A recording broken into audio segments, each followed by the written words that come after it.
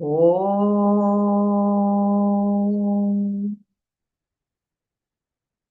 Om. Om Sahana Vavatu Sahanau Bhunaktu Sahaviryam Karavavahai Tejasvinavadhitamastu Mavit Rishavahai. Om Shanti Shanti Shanti.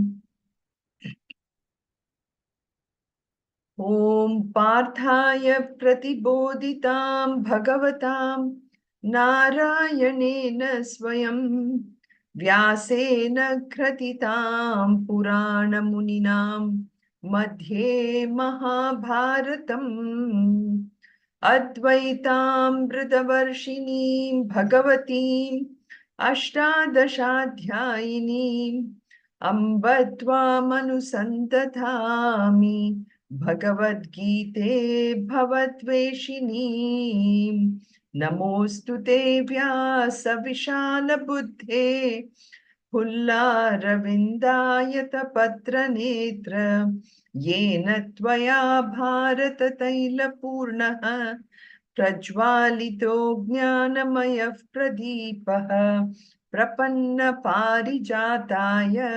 स्तोत्रवेत्रैकपाणये ज्ञानमुद्राय कृष्णाय गीतामृतदुहे नमः। वसुदेवसुतं देवं कंसचानूरमर्दनं देवकी परमानन्दं कृष्णं वन्दे जगद्गुरुं। सर्वधर्मान् परित्यज्य मामेकं शरणं व्रज अहं त्वा सर्वपापेभ्यः मोक्षयिष्यामि मा शुचः. So we are in the portion of the 9th chapter, which is really coming to the last section. But today we will start to talk more about what is the glory of bhakti, So what is the glory of devotion? And last time, that is about 2 weeks ago, we just started to look at the 30th verse. We had finished 29th, we just started actually, where Krishna starts to explain really this glory of bhakti. And he actually will start to say about how, for bhakti, really there is nothing required. Anybody can start with bhakti with any level of spirituality. He can even start with, materialism.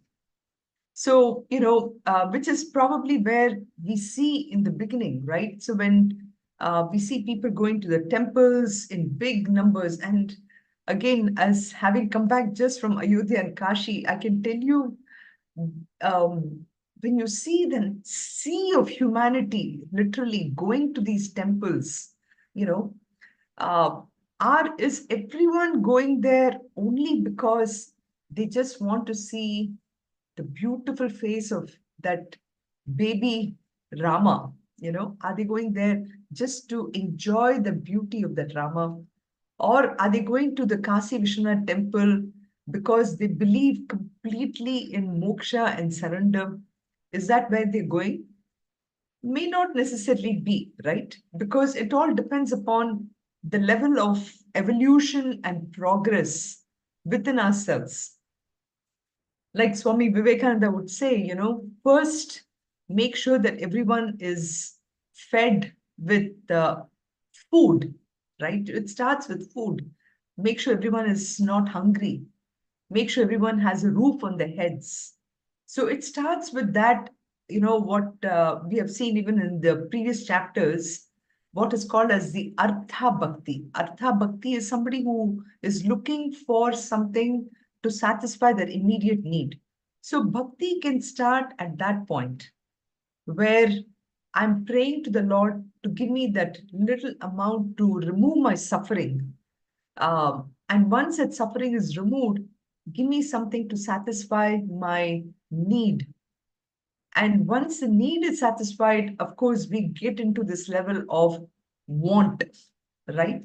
So it goes through that progress of where, and that's where we start to recognize that there is somebody who is beyond me, who can actually help me satisfy what I want. So he starts at that point of that Artha Bhakti. So whenever there's a problem, we take it to the God, to the Lord, and then I get that support. And so, Krishna assures that for everyone there is that support. So bhakti actually starts with that. And then from there on, we graduate to what we call as this Artharthi Bhakti.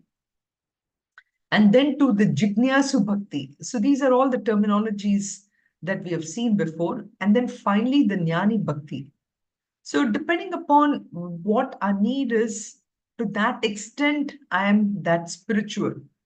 So to that extent, so everything is always is given in the last few chapters, and particularly in the ninth chapter, he really addresses the highest level of bhakti.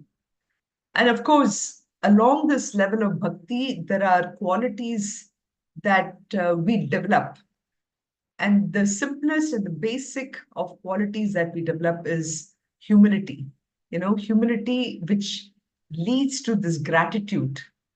So even though, as a human being, we think that we are the most powerful person, that I can go up to Mars and I can start building colonies on the moon, all these things, we may have that aspect of it, but there is something which is much, much more powerful than all of us. And bhakti gives you that step ladder to reach that level of the highest progress in the human life, which is that moksha or renunciation. So that is the glory of bhakti that we are really seeing in this chapter. And the last thing really echoes that part of it. So about 2, 3 weeks ago, when we started to talk about bhakti, Meena, who is here, and I really want to, she sent me this beautiful note, and I'm going to have her explain this aspect of it, where, we talked a lot about this surrender principle. So she sent this beautiful note about this picture here, where you see, this person who's driving this cow cart, of course, we talk about bullock carts. Here we are seeing the cow cart, and here he's driving this. And she sent this thing in Tamil. So I'm going to have her explain it, and then I will actually put the English one also. So Meena, would you like to explain what, how is this related to bhakti and the surrender principle itself? Yes, Hari Om. So, what we see in this card is it's a simple way to surrender to God, meaning a person is carrying some heavy load in a two-cow cart. The cart, it's not a living object or anything, whereas the cow is a living creature and it has true knowledge. But the cartman who's sitting in the cart, he's driving the cart. He's driving a non-living object, which is the cart, and locking the knowledge of the cow, because the cow has knowledge, but it doesn't do anything. It's all controlled by the cartman. So he decides, he's the person, he's deciding how much of weight the cart can have and where he wants to go, from where he has to start, where is the destination, everything. So the cartman is the deciding authority. Whereas the cow, though it has knowledge and all that, but it is just used as an object to carry the heavy load. Mm-hmm. Similarly, in our life, the cart, which is our body, is locked by our Atma. And the Lord is the cartman.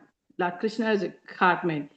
He is the one who's controlling our Atma. And he's the ultimate person who decides where our journey starts, where we have to start, where it has to end, how much of load our life can take. He's actually everything. He's the deciding authority. So when we were born in this world, he knows this so and so person should be born on this date, and he has to undergo so and so on during his life tenure, and then he has to attain moksha on this day. So he is the ultimate person. So if we know this concept, then ultimately we can just say surrender to the Lord, and whatever that is in Bhagavad Gita, as it says, what is what has happened is for good, what is happening is for good, what is going to happen in the future, everything is for good. So if we understand this concept, the simple cartman, that's the end of it. So we can straight away say, hold the feet of the Lord and say, hey, I'm surrendering to you, and whatever you're doing for me is going to be good for me. If we understand this, then absolutely there's nothing in life. That's what I feel. Beautiful, very nice. So a Thank lot you. of thank you so much for sharing this, because it's now the picture of this person driving the two cows with that huge load at the back. If we keep that in mind and we understand that who are we in this equation, what is really my role becomes so clear, right? Yes, Uh, absolutely. that huge mountain of hay is uh, is can be looked at in so many different ways. Here we have the cartman, who is Krishna, who is really responsible for that big, huge bundle of vasanas of the entire universe. And Yeah. we are this two cows, I guess, driving. And I think I'm driving the cart, but actually it is Lord Krishna who is driving the Yes. cart, right? That is the analogy here. Just a few things, which is, like you said, by just the two cows, they surrender to the cartman. They just go by how he's doing it. And that's the same thing for us too. And that is the humility and the surrender principle that is required, right? But as a layman, we think we are controlling the two cows, we are controlling everything. But actually speaking, if you think about it, it's nothing. We are not doing anything. Right. Nobody above us is controlling everything. Correct. Correct. Yeah. So, Somehow I like this, so I just thought I'll share with you, yes, especially in this concept when you said bhakti is just surrender to God, and correct. and then he said, you hold my feet, I'll take care of you. Mm-hmm. Mm-hmm. So it was Yeah. just relevant to this. I thought I'll share with you. Correct. Correct. Thank you so much for sharing. Thank you It's a very much. very, really Harvam, very, yeah. yeah, yeah, Anand. Yeah, it's a nice example. It looks like there's a huge load, and then once the we leave to God, the load is taken care. Right. So yeah. Right. And I think what what is particularly, it's a very this concept of surrender, we think it is a very, very simple thing. Anybody can surrender. But we are unable to surrender because of this powerful ego within us, which is Yes. always coming in front and saying that, hey, you Sunitha, you have to change things, you have to do this. So in some sense, from the Western world, right? The Western world is actually giving a lot of power to us and making us feel that, we are responsible for our life, which is fantastic, which is really, really good. But there is a point in this curve where I have to think that, yes, I'm very powerful. I can do things. And this is important thing for me to develop the self-confidence and the self-esteem, you know. But at some point, I have to recognize that I am now confident, but I'm actually part of the world. And that's where that change of self-confidence to humility has to develop. If that part of the curve is not understood well, then it can lead to a lot of arrogance, which is what happens to, which is what, if it is not taught well, it can lead to, a lot of dire consequences. So it's a very powerful emotion. Bhakti is happens only when I start to develop the humility and the gratitude, you know. So yeah, this is the English explanation which beautifully Meena had said.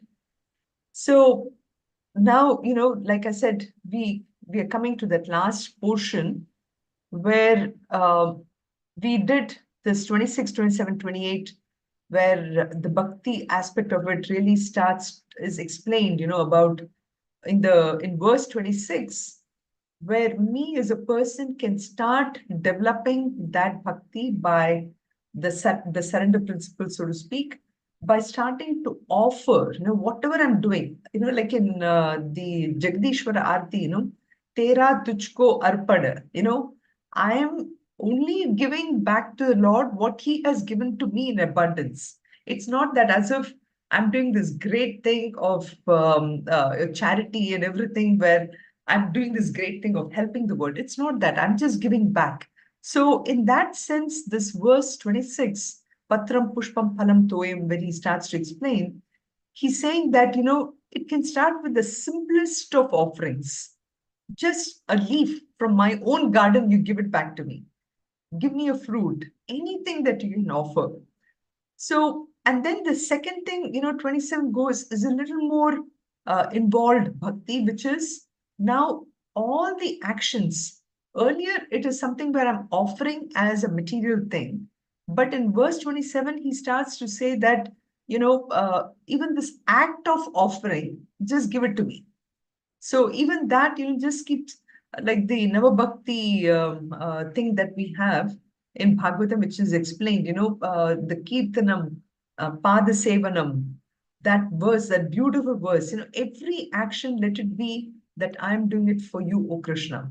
So whether I'm serving my own family or whether I'm serving somebody in the office, whether I'm, you know, whoever is coming in front of me, even my act of saying Hari Om to somebody, everything is just offering that actions to, as if I'm offering it to Krishna. And this last verse in the series, which is 28, is even the fruit of surrendering, which is when I'm offering something to the Lord, the feeling that I have of, say, what should I say, the feeling of peace and everything, even that I'm offering it to Krishna. So I have nothing, absolutely no baggage in me at all, you know. So that's the beauty of this whole set of 26, 27, and 28. Um, you know, we talk about how we come here with the baggage. Now, how do I get rid of this baggage? Is I start to doing this three things here. I'm offering whatever I have. My action of offering is also given up. And finally, whatever the feeling that I get out of, even that I'm giving up. So I keep nothing with me, you know. So that's the 26, 27. And now is this aspect of this glory that we're discussing. And today we will look into these verses 30 even more carefully, and the story of Angulimala, you know, which we will see also, which last time I just started to speak about it. So 28, like we said, is a result of this Nishkama Bhakti. You know, Nishkama Bhakti is with absolutely no doing something without any desire for myself. And we actually discussed last time about the comparison of karma yoga and this bhakti yoga. So you see how both karma yoga and bhakti yoga are leading to the same thing, you know. In third chapter or even second chapter, when we started to talk about karmanye vadikaraste and everything, we were talking about how to do anything without any expectation, but the ego is still very much intact. But here we are saying about that even offering all the results, whatever it is, to that Lord, you take it away from me.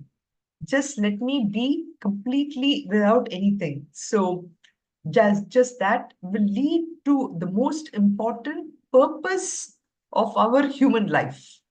And the purpose of a human life is this vimuktaha, you know, vimukta, to be liberated.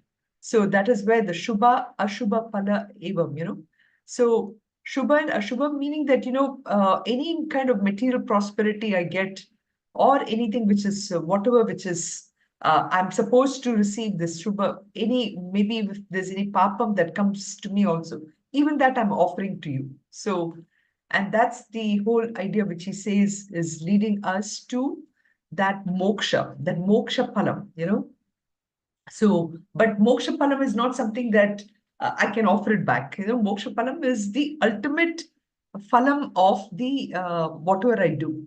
So, when we talk about that kind of phalam, or that kind of the fruit, or something which it is not something that I can get it in Myers or anything, it's not, if I mean, it's a joke. I mean, if Costco or Myers were to carry this product of moksha, there would be nothing, everyone would be out of business. So this can be obtained only when I turn away from all the things that lure me into the world. So it can be obtained only when I start to take that love that I have for material things and turn that attention straight back to Krishna, you know. And this can happen slowly, which is why in Balavihars, we start with explaining or, developing the bhakti for the many gods, Khate bi Rama koho, Pite bi Rama koho, those kind of beautiful songs, where we start to get the child to understand that there is a power way, way beyond. And slowly, I have to develop that feeling that ultimately I'm not here for anything else. I'm only seeing Krishna, Krishna everywhere. Again, this is another beautiful thing we teach in Balavihar. Krishna here, Krishna there, Krishna, Krishna everywhere. Through all these, I start to develop that feeling for wanting that God very, very desperately. There's nothing else. That mumukshutva, that develops. So from this, that slowly the baggage in me starts to disappear. I start to develop the purity. And when that mind becomes pure, that wanting for that Lord becomes even much more. So that's the yoga of renunciation, which is in chapter 6, Anashrita Karma Phalam, Karyam Karma Karoti, Sir Sannyasi Cha Yogi, sir. Both of them, which really talks about how it is that purity which is what really makes a person a sannyasi.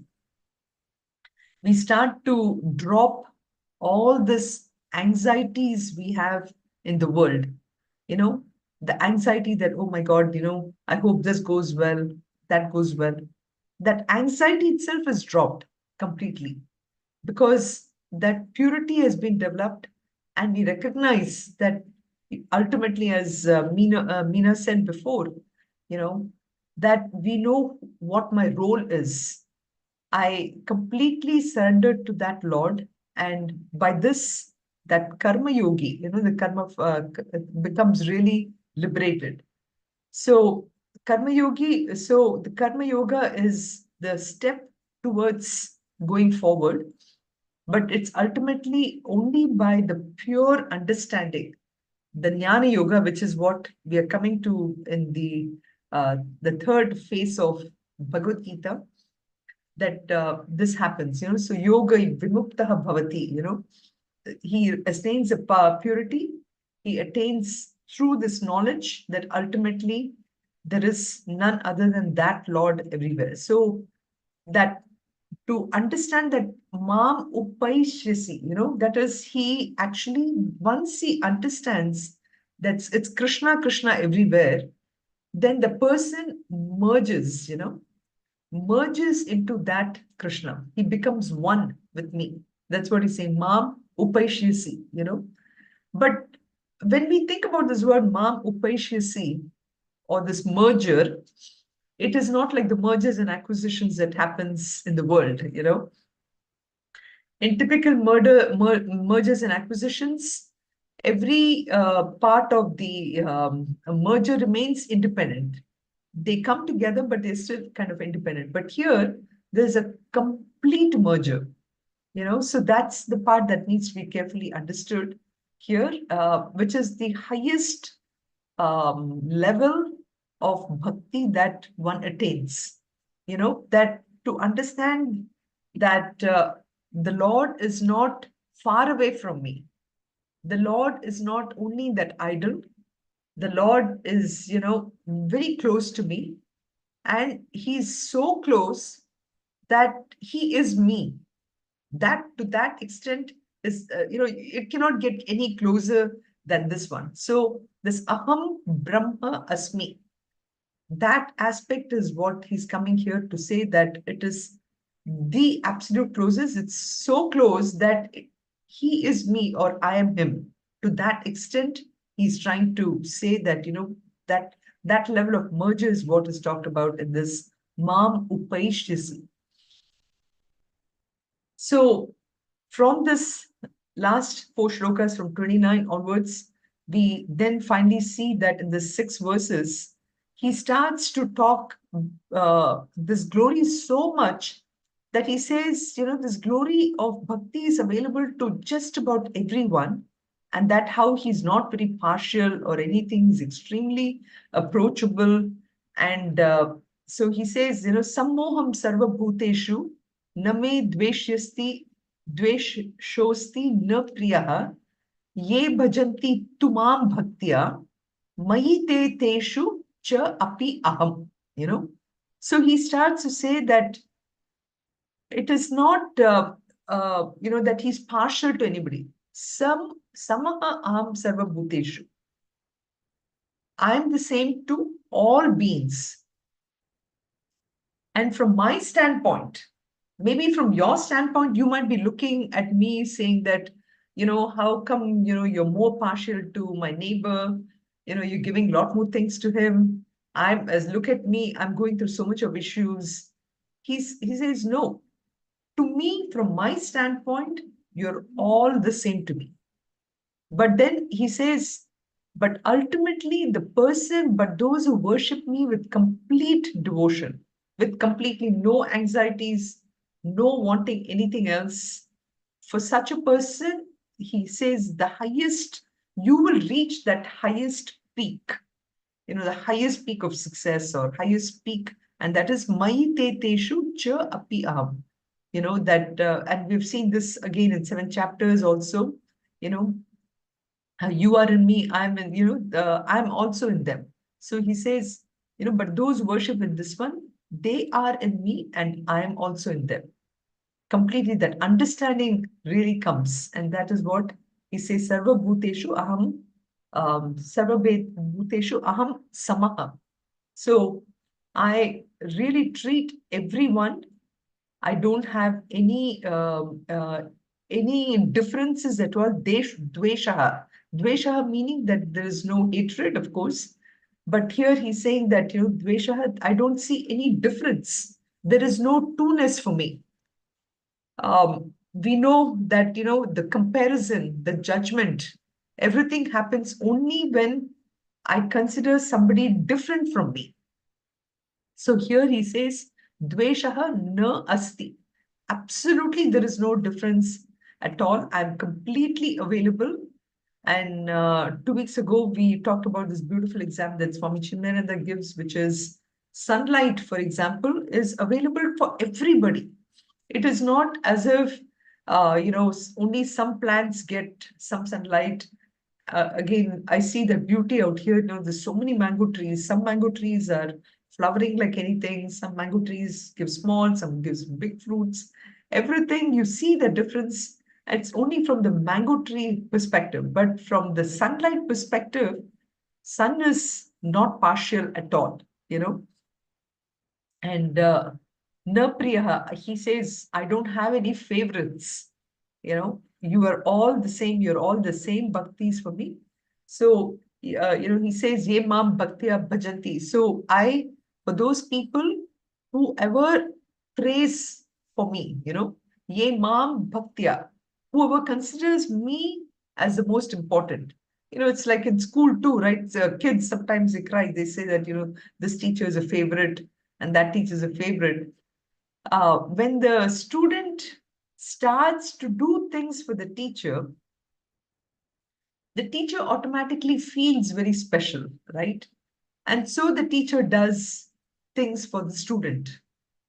This is in the case of material ways. And so too for all of us, when I start to give up our attention, our attention is only one. We all have only X amount of energy to give to anybody.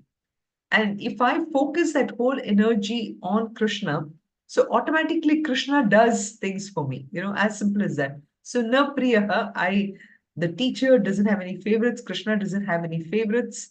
He just continues to do what he has to do. So mayite teshu cha api aham, which as I said in the 7th chapter, he starts to sing, he says, I'm in them and they are in me. We are never ever separate. Like even between two closest friends, the way they treat each other, uh, the same thing. Here we have seen that love, what Krishna has for Arjuna, and we have seen what Krishna has that love for Sudama, all these stories. So he says we are never ever separate, and there is no distance at all between us. So moksha, that what we talked about, this renunciation, at the end of the day, is something that is really attained ultimately when I start to absolutely drop those boundaries, those walls. The ultimate moksha is where I recognize that you and I are the one and the same. That's what Krishna is telling Arjuna ultimately. So with this, with the shloka number 29, he starts to completely, he is first explain what is bhakti with wanting something, which is a desire oriented, and nishkama bhakti, which is nothing. I don't want anything else, Krishna. I only want you. So that whole evolution and the whole progress, everything, he has started to explain. So in this final portion of 30, he basically starts to talk about the glory of bhakti. And I guess I don't need to really recap bhakti, which finally we said, how it starts with, it can start at any level. And so in Shloka 30, he starts to explain about how bhakti is the most easiest means to obtain access to get to Krishna, And he says it's so easy that even a criminal, even the biggest sinner in the world, and we have seen that in our own stories, with Valmiki and everyone, the minute we start to worship Krishna as only Krishna, and that is the only thing I want, it is the easiest way to access that highest level of evolution or moksha.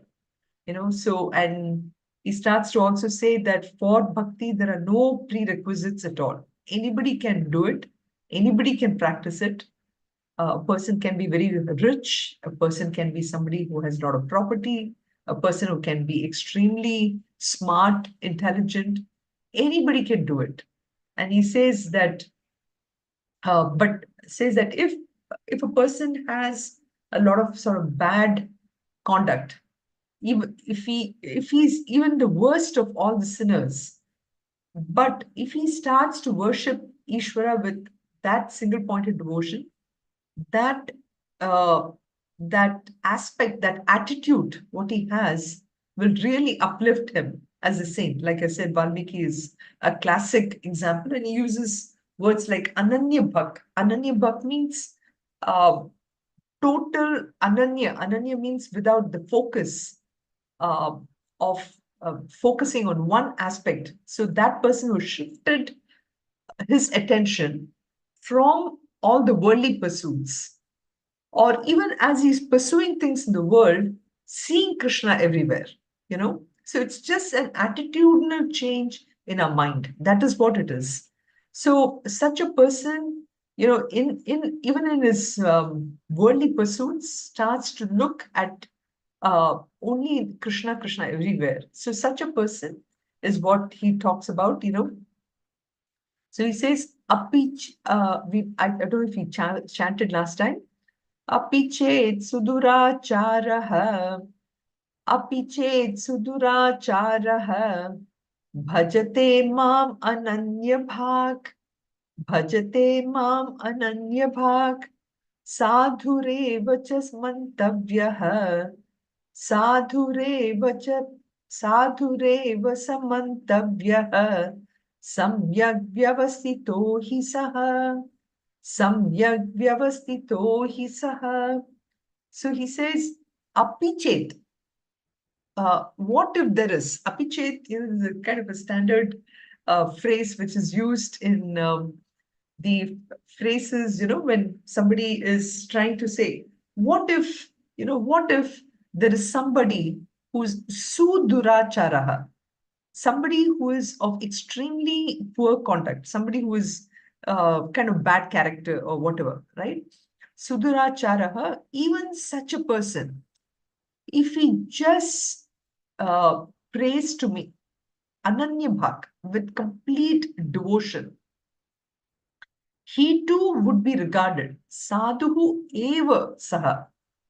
Sadhu mantavyaha would be considered. So he would be considered as a sadhu, for he is chosen the right path.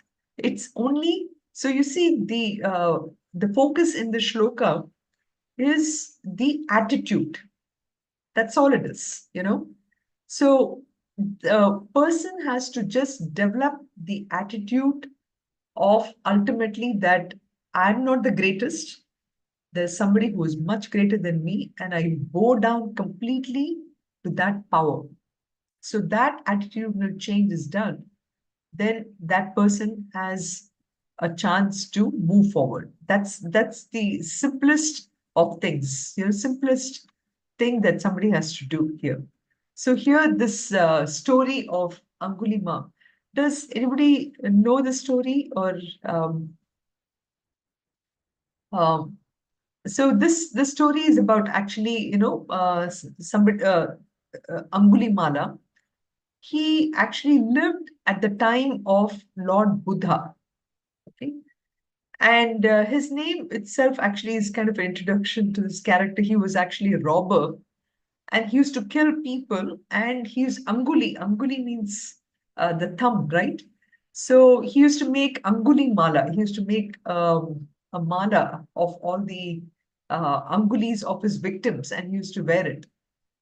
So one day, this man who brought so much of fear into the hearts of people because of his actions, he saw Buddha walking. So he walked behind Buddha with this intention to really hurt him. And so when Buddha saw this man, he started walking a little fast, not because he was afraid. He knew who this person was. He just wanted to kind of teach him a lesson in a very compassionate way. So when he started walking fast, Angulimala also started walking fast. And he literally started running behind Buddha. And Buddha started walking even faster. And he was not able to, Angulimala was not able to really catch up. He said, stop, stop. So at that point, Buddha turned around and faced him very calmly and he said, I have stopped. Okay, I have stopped here, but have you? Have you really stopped? So this is way of Buddha's teachings, right? Very simple, cryptic words. We have to understand what the depth of what he's trying to say. So in some ways, you see how Angulimala was running and running behind him. He was trying to chase somebody who was so pure and compassionate.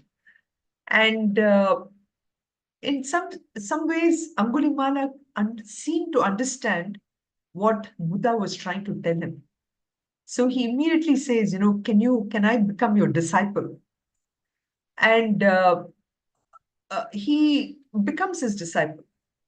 But the people around Buddha, they knew who Angulimala was and they wanted justice. They said, you really cannot, take this person as your disciple. He's a sinner and everything. But to Angulimala, Buddha, advised that even though people say so much, he should not retaliate. Whatever people may say to him or to do anything to him, he should just accept it as a sort of a punishment for everything that he has done. So one day, finally, after Angulimala had spent enough time with Buddha, and he finally tells Buddha that, you should go now to a lady who had some severe pains. He asked him to tell aloud to this lady that if I, Angulimala, am pure, let this lady's pain go away. So Angulimala really did not accept it first. He was like, how can this be? How can really this happen? But then he said, okay, uh, the reason why he felt that way was because he still was feeling for all the bad things that he had done. So he sort of he expressed this to Buddha. How can I really do this? Do you think this is really going to happen? But then Buddha realized that it was that feeling that he had done so many negative things, was the only thing that was actually standing in his way for Angulimala to attain moksha. Okay. So he insisted. He said, no, no, no, go, you go to that lady and I'll, see what happens. So Angulimala then took that courage and he did what he was asked. He just completely sort of surrendered to Buddha and he said, okay, let me do what Buddha is telling me to do. So he goes there and he says what Buddha asked him to say. So immediately the lady's pain actually stopped and Angulimala was completely freed from his sin. So the only thing that was stopping him from doing what Buddha had asked him to do was, in his mind he had that feeling that how come this is true? Will this really work? But when Buddha told him, no, just drop it, just drop that feeling, and so that's and he did that, and he could see that and that evidence of the lady dropping the getting over the pain gave him complete sort of understanding what the surrender really means. So it is that simple to be able to give up that notion. So that is what he's saying, bhajate mam ananya bhak. Whoever is praising me and whoever is coming to me, that that is the biggest thing that is actually highlighted in this. And each one of us, we have that aspect within us. Every human being actually suffers from this problem of this mental guilt. The guilt that, oh my God, I have done so much of mistakes. How come I can attain this liberation? Just like this Angulimala, we had that story of course, of Valmiki also. But the second I know that this is who I am and what is right and what is wrong, then that common sense really comes to us. And as we saw in these two examples, even a thief comes to know that, thieving is wrong. So he didn't have any education. He was not a PhD or anything, but all he knew was that was not right. And because he knew it is wrong, that itself, that thought itself takes you forward and it takes you to that level. So this is just this example to show that even a person who's suduracharaha can really have that ability to move forward. So any questions, or do you have any other stories that you want to share in this regard? When you said, when Angli Mama said, I'm not, I have stopped, but when Buddha said, I have stopped, but you haven't stopped. So I didn't quite understand that. So this is, I'll tell you another story and maybe that will explain this even better. So this is a Zen story, the Zen story is about how there is this master, Zen master, who's going with his disciple or walking on a beach. And as he was walking on the beach, suddenly they see this young, beautiful girl who was swimming and suddenly she just lost control and she calls for help. Okay.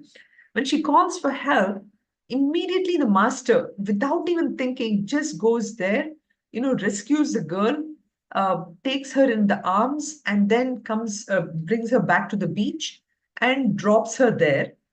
And then he starts to walk along with the disciple. Okay. So after some time, this disciple, basically looks at the master and he says he couldn't contain within himself too long. This is like after almost walking for about an hour or something. He says, Master, what did you do? You actually touched a young girl there and you brought her and everything. You shouldn't be doing this or something like that. How can you do this? So the master calmly tells him, see, I dropped her there itself, but you have held on even now. Okay. So that is, so the point is in the mind, this disciple still had that feelings of whatever disgust or whatever things, and also at a high level of that egoistic Oh. aspect. So the master said, I dropped her there, but you're still carrying it. So the same Yes. thing which Buddha is telling Angulimala that, I have stopped here, but you have not stopped. Okay. Okay. You still Now, are yes. carrying so much baggage in your mind. You need to drop it. That baggage has to be dropped completely. And that is what he was working on Angulimala. Okay. So it is that as it's just an attitudinal change in our own minds.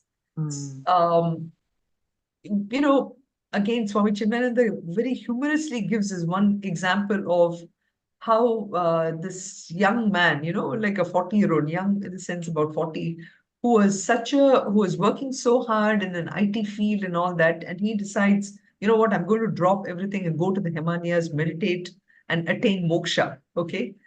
But even when he goes there, he starts to think about how he can now open another IT. He looks at Himalayas, there's nothing there for IT company or whatever, and he wants to start another IT outfit over there. Okay. He hasn't dropped that idea of who he was. So in the mind, that attitude change has to happen, and that can happen anywhere. We don't have to run away from materialism to get that attitude of dropping something, you know.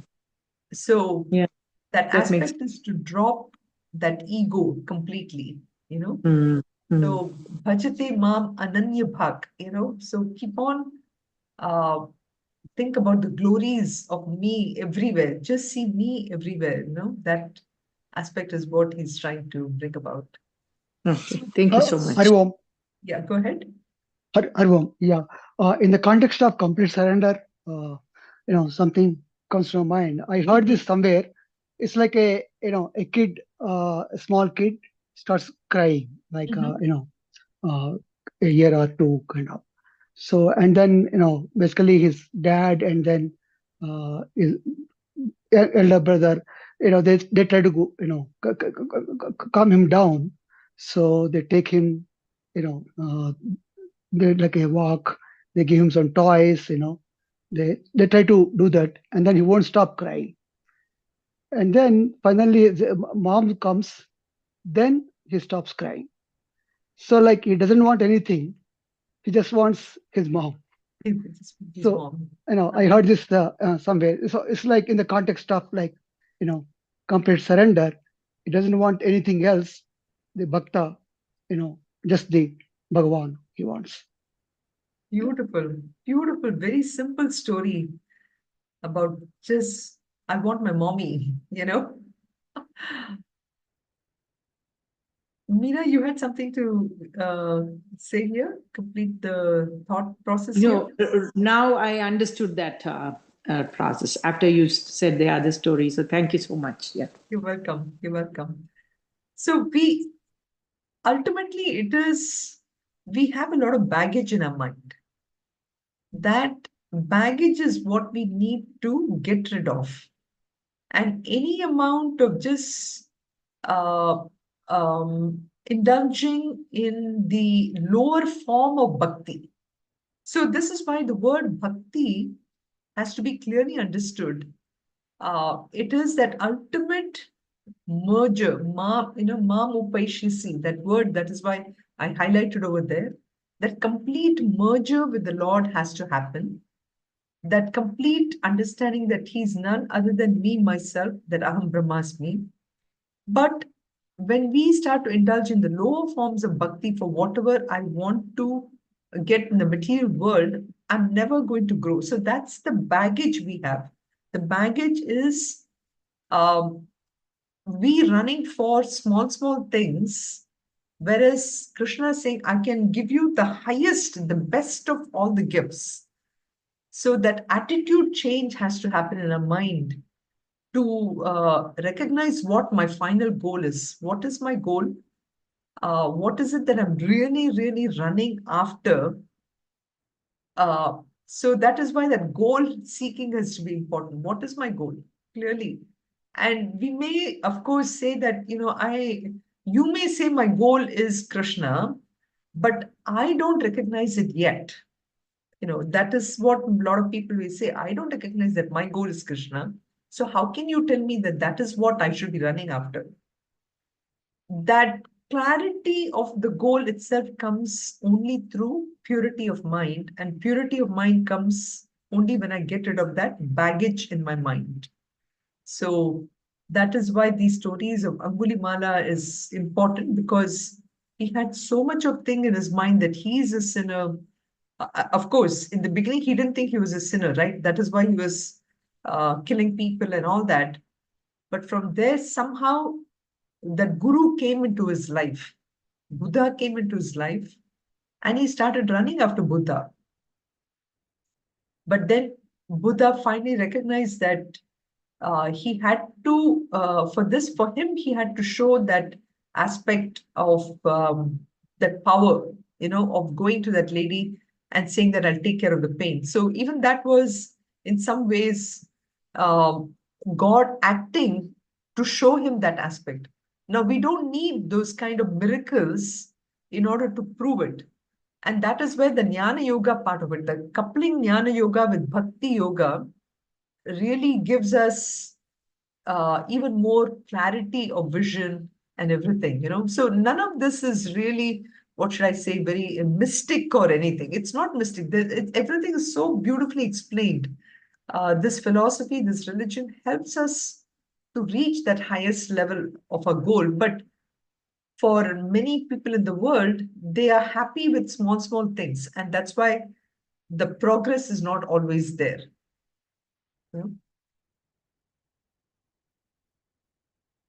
I think we are 2 minutes above, so we'll stop here. But if any thoughts you have on this one would be good, because this is, again, such a beautiful topic, Sarve bhavantu sukhinah, sarve santu niramayah, sarve bhadrani pashyantu, ma kaschid dukkha bhag bhavet. Om Shanti Shanti Shanti. Om Purnamadav Purnamidam Purnat Purnamudachyate Purnasya Purnamadaya Purnameva Vashishyate. Om Shanti Shanti Shanti. Harihi Om Shri Guru Pyo Namaha. Harihi Om.